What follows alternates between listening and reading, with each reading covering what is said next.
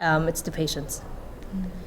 I think, so I only started at the EB House Austria about 2 years ago, and I have a child myself, and he's going to be 5 and he's perfectly healthy. And when I see the little children that come into the clinics, I'm always so grateful that my child is healthy, and I just want to be able to do something for these other little kids. Sorry, now I got all emotional. The maternal instinct took over. Yeah. I think that's huge. I think for a lot of scientists, if they look at where they're going to go and what they're going to do with research, I think if they come across EB and they see what these people go through, that it's just so, you really want to help them. Yeah. It would be hard not to be moved. Yeah. Really.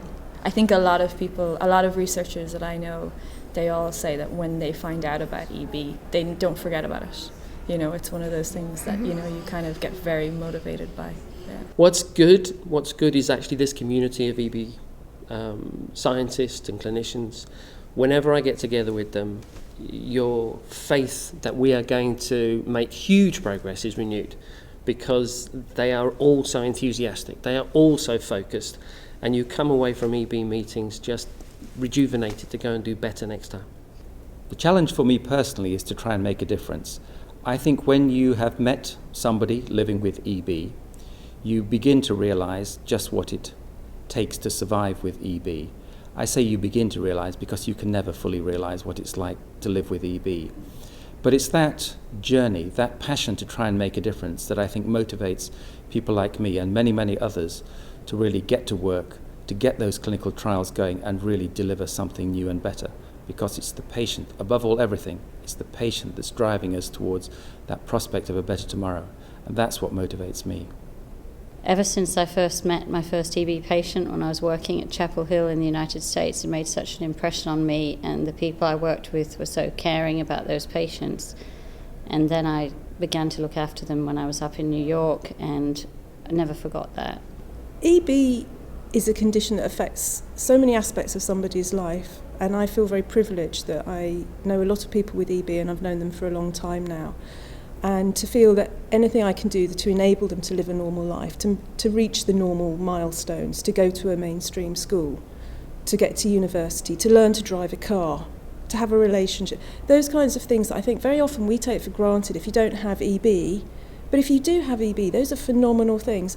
And so if I can help facilitate somebody do that, that's a great day. I've job done. You know, what gets me up in the morning is being able to go to see my patients with this disease and go to the patient conferences and, talking to them, patients and the families, and kind of understanding what they're going through.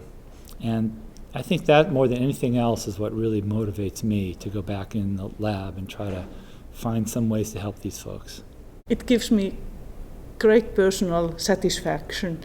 As a doctor, I want to work for patients. I'm a dermatologist, I work also for other patients, but my scientific interest has brought me to EB very, very early already.